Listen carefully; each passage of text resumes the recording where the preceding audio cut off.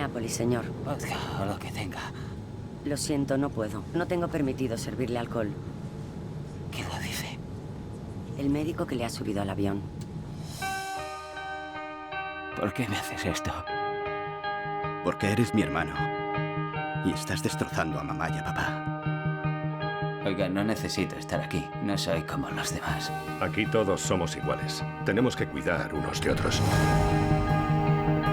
Nunca había visto este nivel de deterioro en alguien tan joven. Si empezaras a consumir de nuevo, sería bastante probable que sufrieras un paro cardíaco inmediato. Demos un paseo. ¿Cómo lo llevas?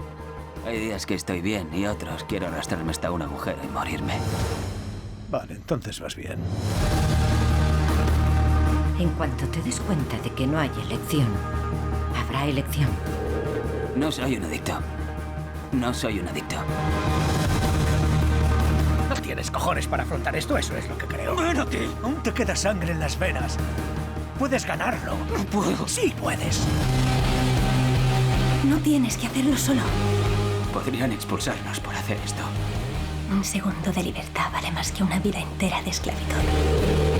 Es que estoy asustado. Me marcho y sé que no estoy mejor. Lo he intentado. Tienes dos opciones. Puedes dejar que te mate o tomártelo como un nuevo comienzo. Haz las paces contigo mismo. Eres un ser humano muy válido, James.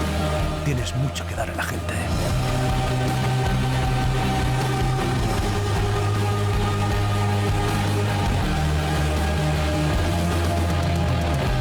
Joder, está más malo que la mierda de un gorila. Un placer poder ayudar.